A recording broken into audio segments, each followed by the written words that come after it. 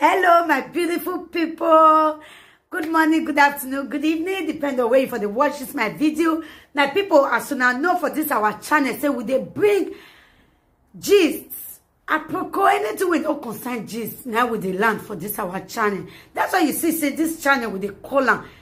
Apropos Saga TV. Anyway, if you don't see that channel, no son and gist what they do for dear. My people, I beg, make una continue to encourage this channel by subscribing. Just subscribe. It don't take anything from you. Subscribe, put on your notification bell, like and share.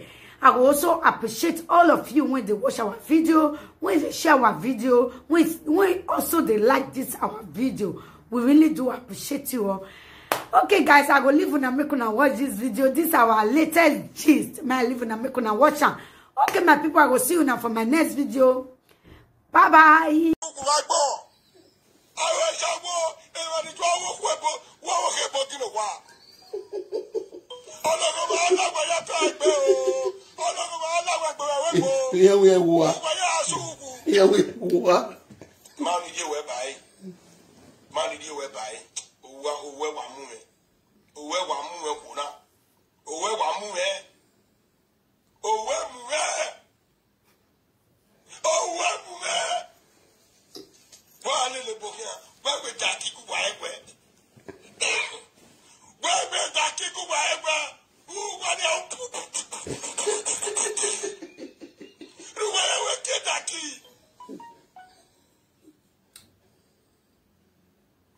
Ladies and gentlemen, I want to use this opportunity to beg all my ladies, if you know that any woman you know that is dating, is married to white, is dating black, please get me their picture. Any woman that you are close to that is dating black, give me their picture. I want to disqualify them this year. Next year is their year. Saga with all those useless, rotty women that said they married to white, that still have a pair outside their home. Please, I need their picture. If you know any one of them, please inbox me. This is my number. And those useless boys that are dating them, all those useless boys, all those central boys,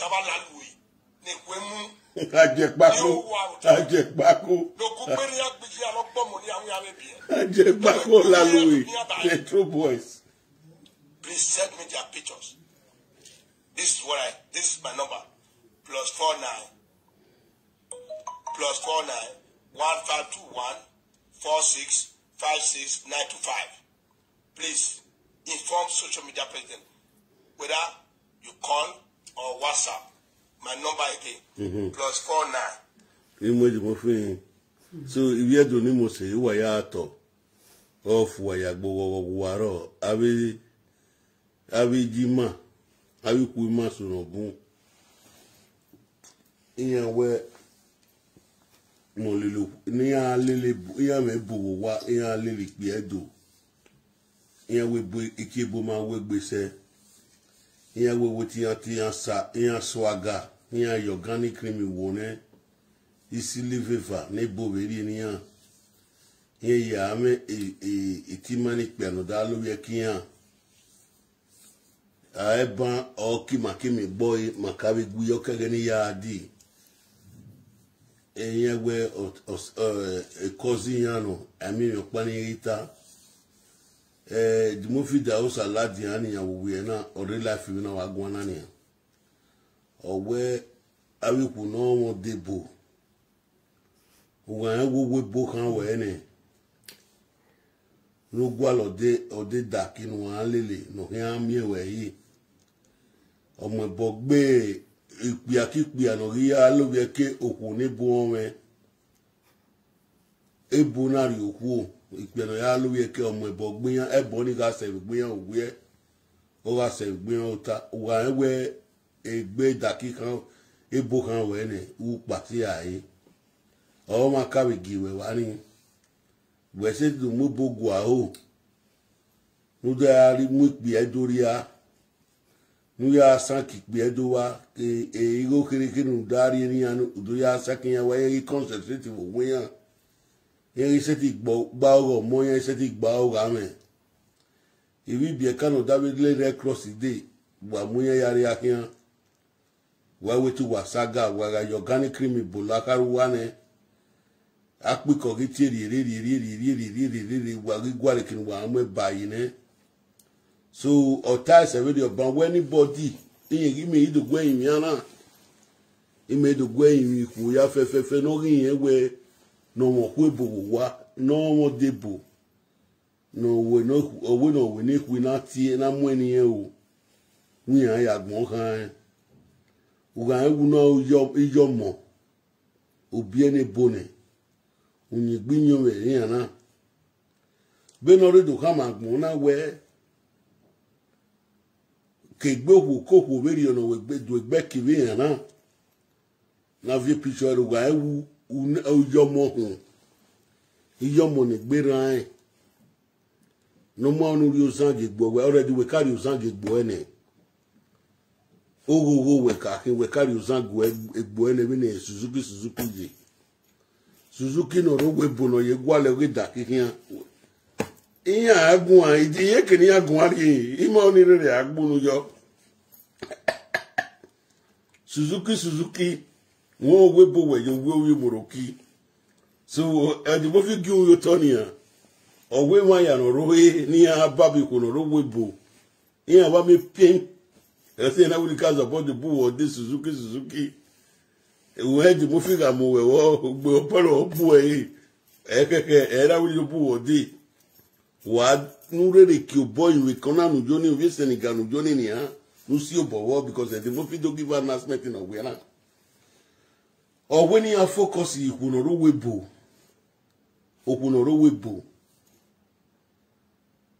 no rilele itimani pia imanekui or when avie pishin agian so na when izabodo ta awo ovie Senegal paro ni anu rere the boy wo because the movie ga mo we iseti gwedo yin iseti yin anu e o wi pi ma we ajepa koji ugogo no gwalo ikunoro webo no je mi fi amena o si ago all mi ago ikuigo o we ga mu wa wo o gbe me dano nu wa iwa mi o re life baba na ni na we ni kaza bodo deliver inu wa o we ko no riri miyan no mi picture of your gien no mi picture address of your gien ye mwegbe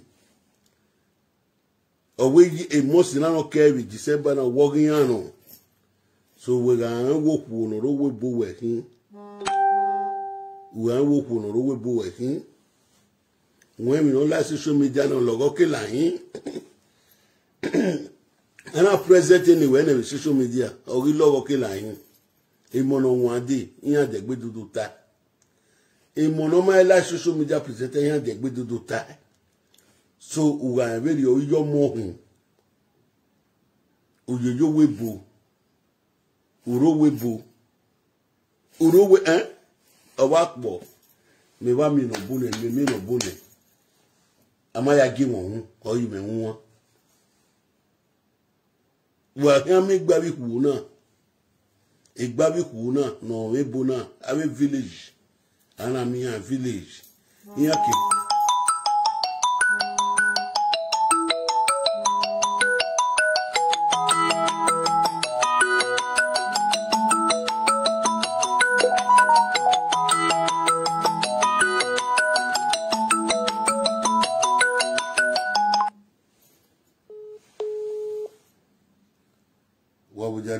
wabujare ni zabo receive kole obonopa so wa kan mi gba wi ku na ave village ana mi awi ku na yake village ladian ebo yin village yan vian yo yin do ke village aladian ye me start to so obo yan e mo wo odowo adegbera wa o fu wayagbe ni memie e di mo fi re la baba na we zabo do present e magbon e di mo fi da o sa yo tobo no ki go ba zu ware owege no ke na ni ha ikunoro webo no ya mu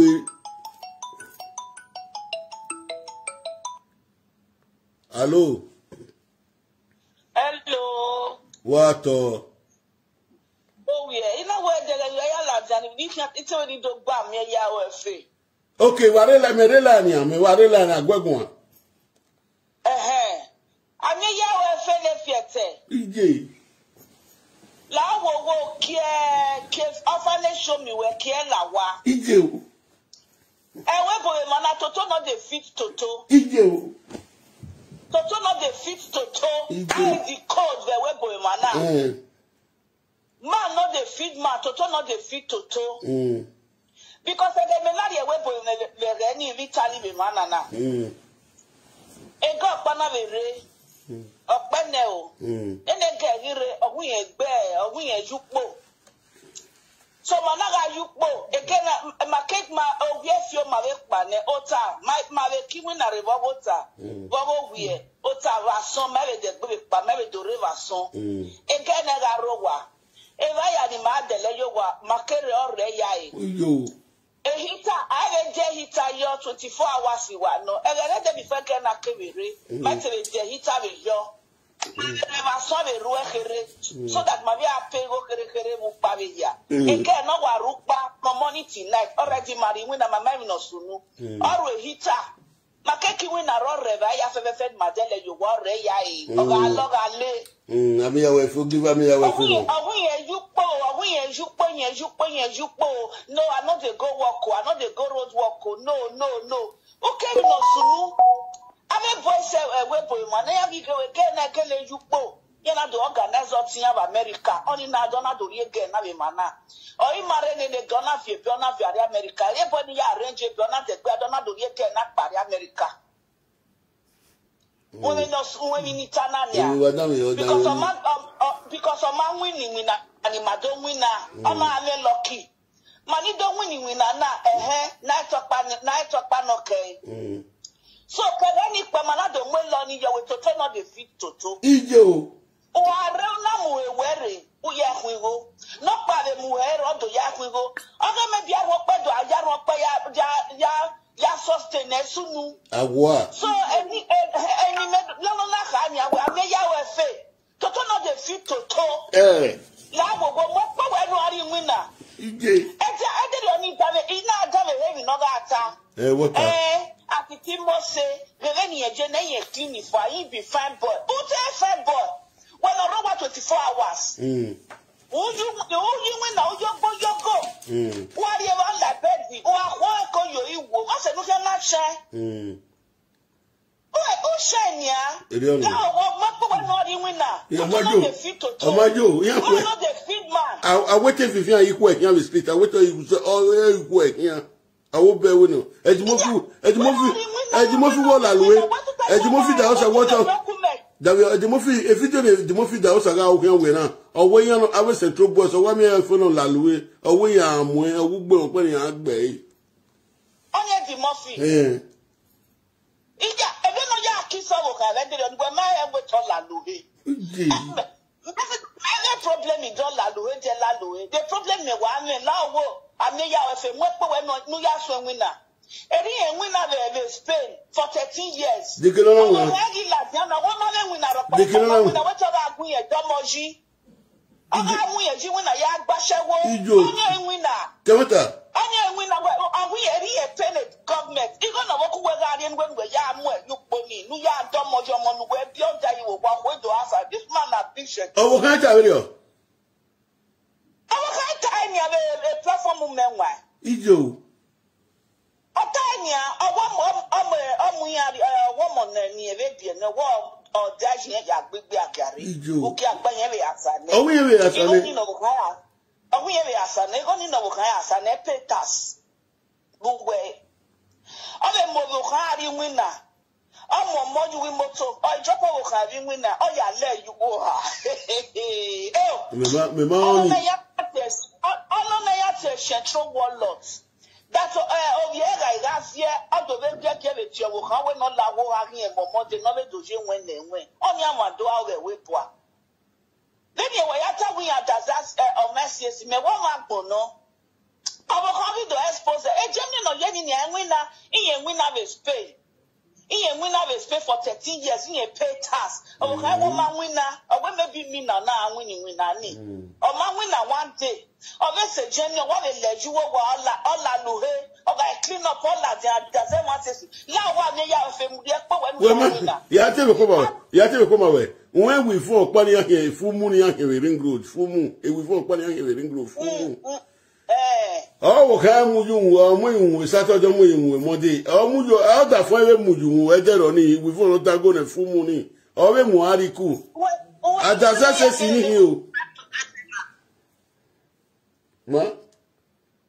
500 naira yakin for 5 cents. Okay, 500 naira ring road.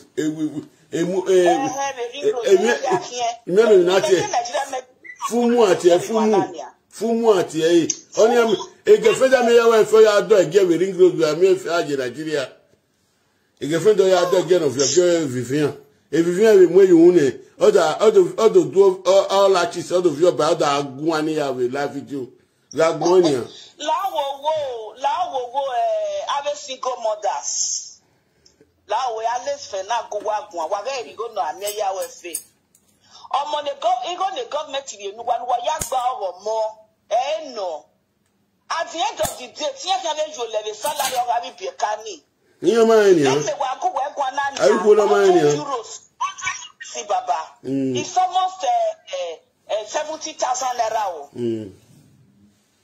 100 euros very close to egbe women here we 78,000 but we na sorry 68,000.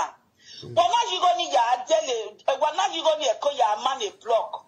I went to a Mario talk. Everyone eko ya man a block. I feel I eko mama ye corner rowa. I eko mama ye again where ya daughter na le see block in Latia. Obviously, obviously I mean no wa. Wagari go gi na me ya we fe. E block ya no ju wa ya ke single mother na. Iye ga life where you ga pretend to hear love wa. Waga ibiele ni ya ne ya rowa ho ne ya gbefua ya go panya no so no le you we biebi na no gwa we biebi oga go we na ga kuaga iye we bla boy ogbeyo anikiwo na ruwe biebi na we egbi na na ma no ki ohun Milaki yeah, we start talk to which church, Esther we all Italy, where we church, or what of you won't back. Which church, you could do la boiler, second to Denia, or now, Queen, we shall what could do the young one went by a bad way, what you fear went for. Enya fear went for near not we with Saka, also man bought your love it, and not your love it, up by your food party, no, yo. Guaje Papo, Sakani, on your love it, river, and your wing, Guale Saka, very Mamma Saga Cadadi. Now, what madame with Saga work, oh, no, why her were no a tip with West more. And where I did, yeah. It's your foolishness and your stupidity. When no be here na, ave Suzuki, ave pit toilet na no be here. Kimi no be here. Ave Suzuki no ro ni wa so ni ai. Ah, it's about because W towo mugwo le platform here. Mugwo here. Over here be wa omaya wo mugwo. Oga soga ameya we fe o pion oga se no pa omugwo we Facebook ya o ma ke no we na bi na omugwo because according to her onwe ga mo o ma na ge Princess Ivieri yo o wetin yen tatata yen gbe they don't wait on him opene so ogo ni ma wa e de no kwa sex ni e Princess Ivieri yo see you me oni agbe na mo you live video ni mabedo ge because the Princess Ivieri yo ni me wa ho e kioba hey akugo bohu no Princess Ivieri yo venu wa mi ni e jeti wa hin oga mo bo sevare oga mo bo to mo kodo to mu nya to ta nya ani wa normal e kioba Diagwa me ya we gwa. Ajekpako, diagwa ajekpako gwa. Ajekpako. Diagwa sin eve princess ya e. Okay, they no say diagwa hewe. Ajekpako, gwa ajekpako gwa. Gwa. Ajekpako no ro, he deni get kwa be single mother si gwa. Single mother si waga ri go na ajekpako. Duwaga woge no waga mewe paper. Because of money make carry money. When ni atama here na kwe were gbe manonya orphanage show. Ero wa we boys your no dota my problem iwe. Yo. Ikobo le pina mari enia wole ni tana. So a single mothers Ebok na le na gaje pako buwa ye reverse na. Here lele fu wa ye that pretend I love you baby you will be the mother of my children. I love you. Itana bati fufua.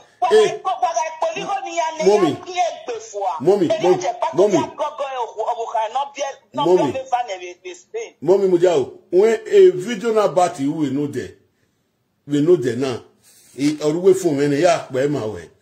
Or where the way they are combined to the open orphanage home, to play our people in Europe, to play our people in Nigeria.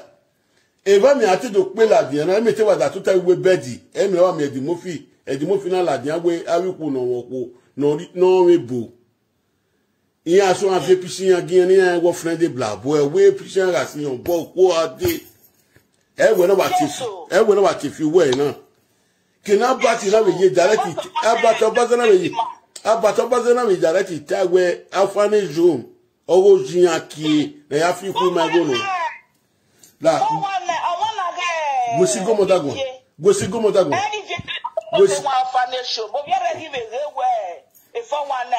stop every month 100 euros you take one no single mothers who are going to go in near ni buwa you know what in you ya can single mothers we but wa ga go near 419 we no 419 do men no 419 where you go they pretend they steal your money before you know they have gone with your money.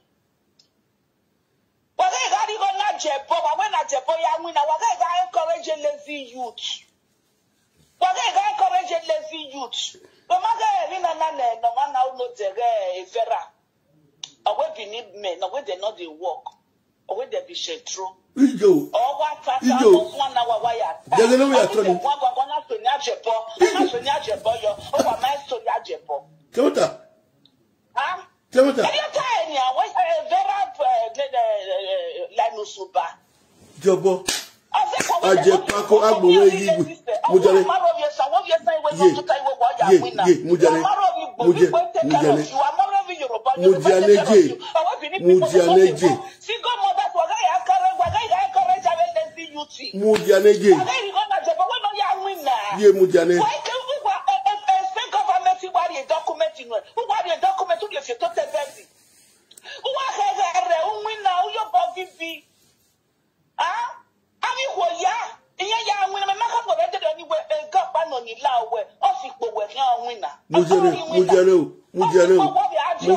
Mujale ni sabokun mujale ajepako yan gba we ni o ajepako yan gba we ni awe fi vera wenu ya wina wo joba je wo kin owe fake orphanage mu kin ise abati no rona we tare do mudiane abati na we tare do ni Dami we gimetori mene we ato we abati na retire do we they go the open orphanage for Sabini where they take play for one night on a fear for on is about atemi sanokodi on is atemi sanokodi awe very Suzuki we la dia weather we no fare man orphanage me ya wina the agbawe ene ya wina am ya we for ya wina ojoba je wo tifi orphanage me down kie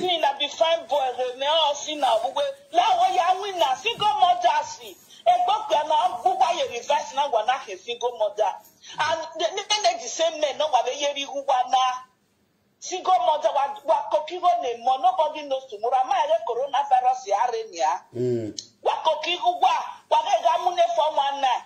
Ajepo no muere na gbe ye reverse omo be no wa ye go na e meva no pio ko ni we the menstruation gbe na my party ni ana budu hu ameje bota yo me hu ame ni meketa wa maji meji ni meketa wa maji meji wa watiti gbo agbo amana amigo onagba ti tego gbogbo aso ni goju account de nu wa gwa lo single mother gwene ya no be gbogbo na gbo wa yo nu wa na koke mo he yu wa ma eriya gbogbo na wa me ri go na awu jebo no I deliver people in Jesus name.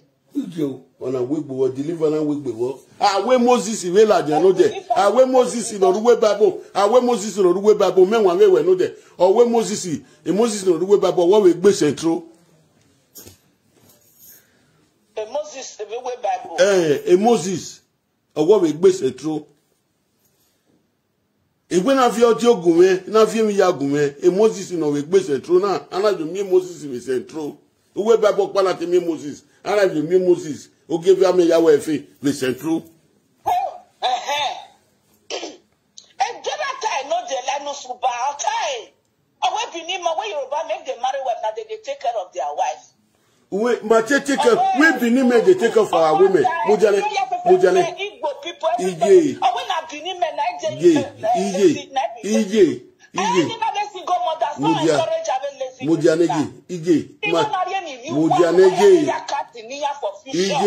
Mujaneje, we been men with the take care of our women, but they are too open for money. They are too open for money. We been men they work. Our women when they marry, they are too open for money. They go to find where money where money where they want go and rate. And when they don't attack there, the court say now where they for commot now better pass.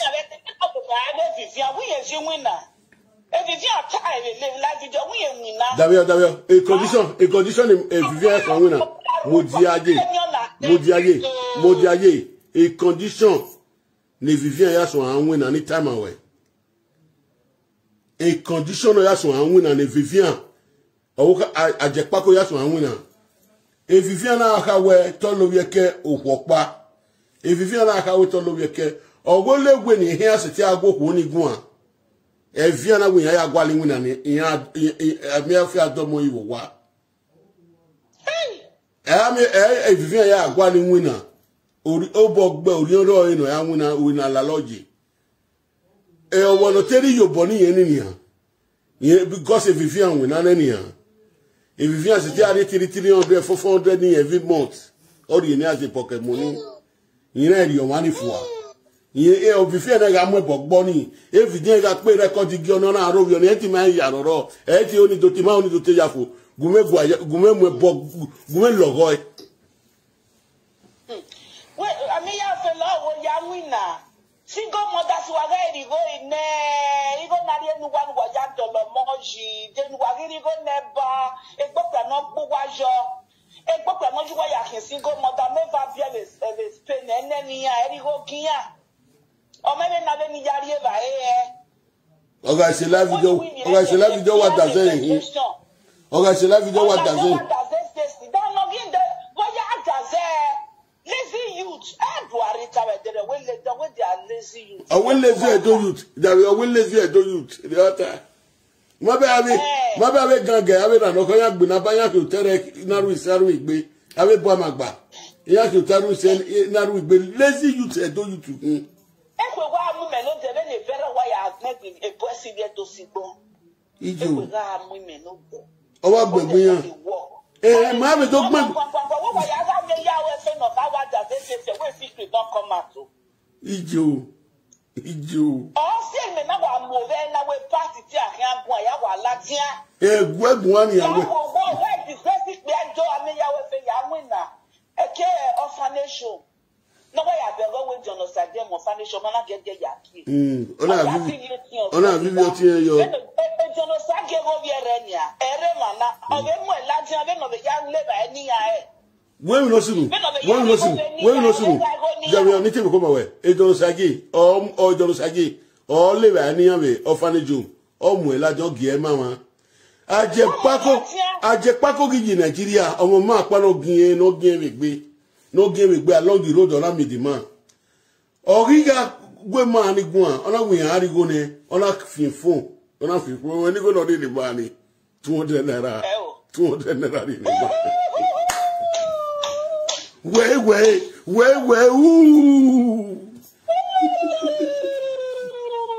we ego je Nigeria keke na ni je gbe kam wa ni oje Nigeria keke na ijono se giga oga gie wa o wa ni o giyan so wa o mu camera dayan iyo bona awu ni ari eniyan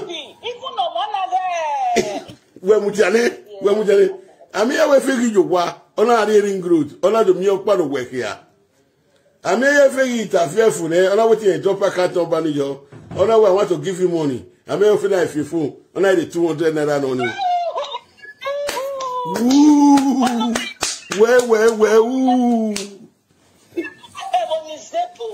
chronic 419. Ebonizebo chronic 419. Then Italy mana tiya Central Warlord. The what Central Warlord. Central Warlord. Iye warlord be warlord. Any ya goge milaki na.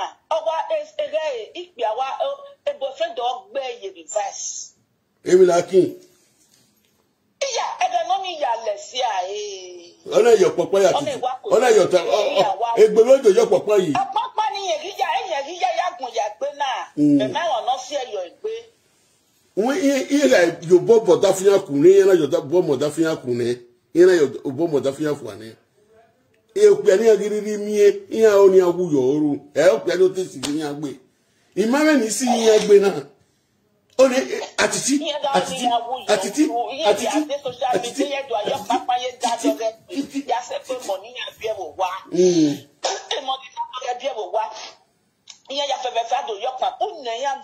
Are they the cause of your stupidity?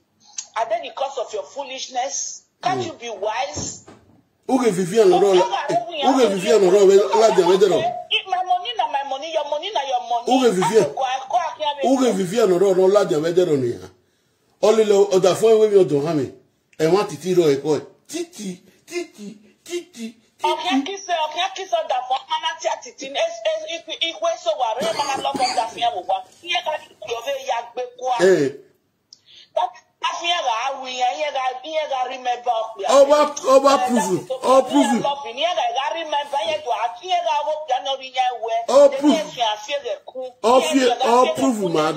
proof magbon we dero we Vivian mo ya lo ye ke ajebo. All proof magbon. Divi agbo ma bege no sunu. Iye kata elaja we ajebo agaru won yen. Iye mi ne ya ta iwe ko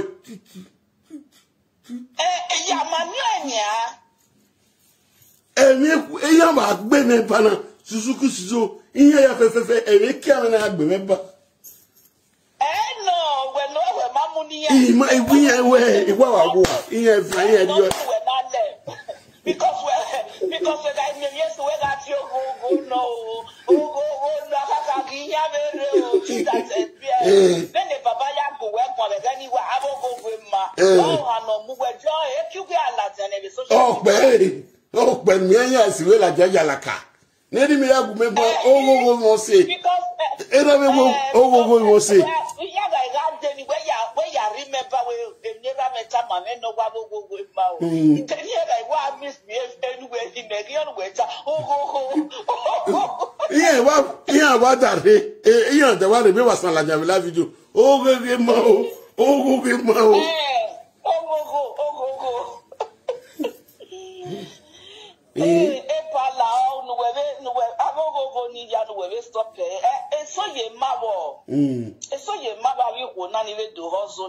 ya me gugun ye ya me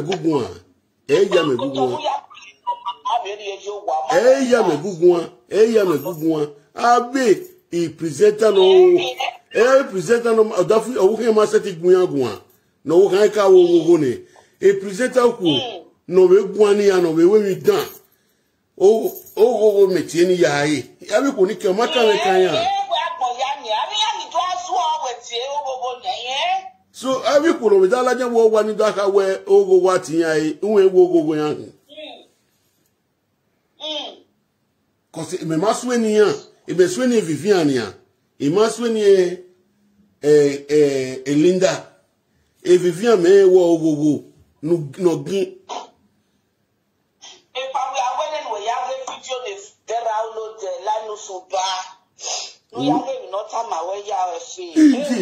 we tell him not that we tell you him not that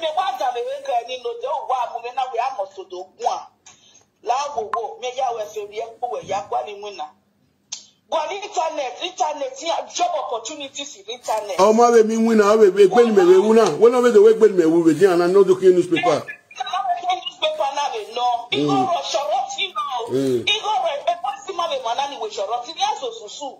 He has a susu every day 30 euros. Dinya etie wa na ye wa koke on Sunday na ye wa emune Mr. A. Eriadwe. Ye wa koke 30 Eriadwe. Ye emune Mr. P. Eriadwe. Message ma we jan. Message ma we jan 150 no 150.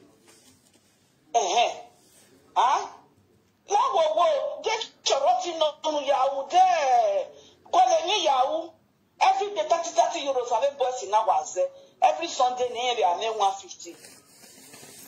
Every week 150 30 euros.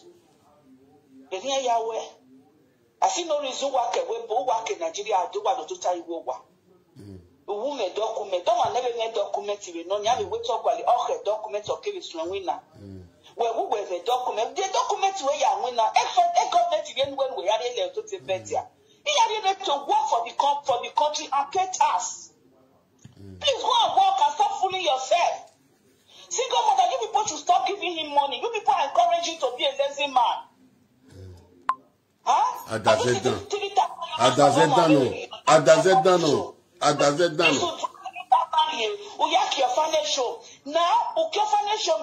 and work. Go and work and support your orphanage home. Don't depend on people. The people you are depending on, they have problem also. All of us, we came to this Europe because we have problems to solve back in Nigeria. Go and work. Please, go and work. And stop disgracing us. You're supposed to be the role model of the people that are just coming in now. Take example from you as a presenter. You're supposed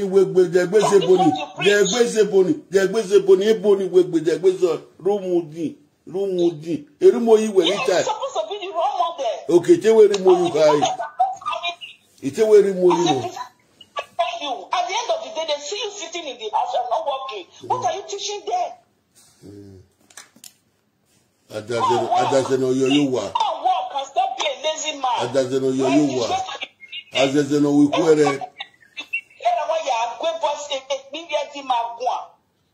Adazeno.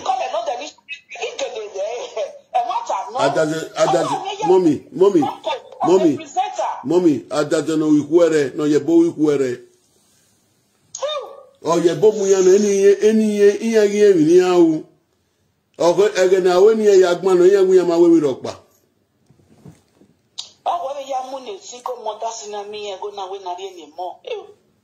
Single mother, Law, you go now win any, you were warrior, ye pan. Is it the Abosowa? What you were not the Abosowa? A good media wani. Or my say what 3 months now, Vena like, being Yami, Yagi Congo. So see, he gave no row, in a web bono, in the hour. Now we are left enough with Milakin Guan. Milakin Lao, Madame, no, we are permissible. When we are long, it's your mouth take care of. Winner,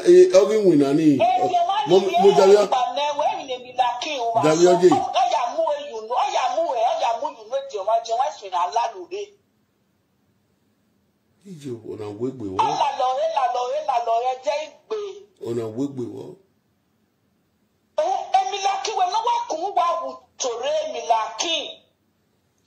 Iya la ya gbete we mi iya awa example say mi na we mi ya o. E je ga iya ga la te ba we ti agbin na no wa no wa. Iya ke wa iya ile ye ba ni tun ari a. Ijo. Ije. Mama. Ni we wake up. Ni we taba we gbegbe.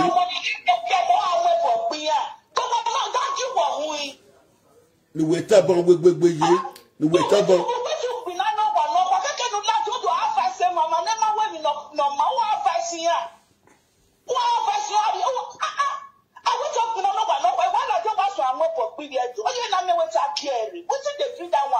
Iji omo panu taba ni we gbegbe wo.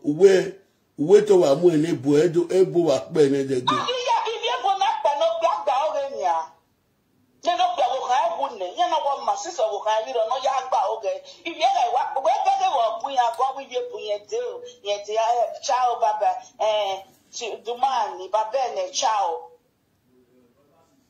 Io sono italiano, capisci? Tu devi la testa, mi lacchi. Affanculo. Ije. Owe koloki, kulo, awo kulo.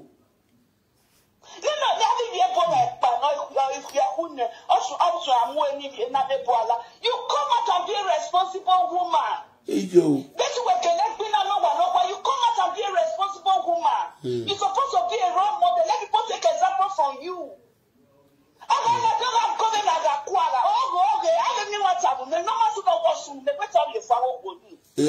We don't need you. Enter your house, please. Okay, now I'm just angry. Okay, bye later. Bye. Okay. Thank you. Bye. Thank you. Milaki.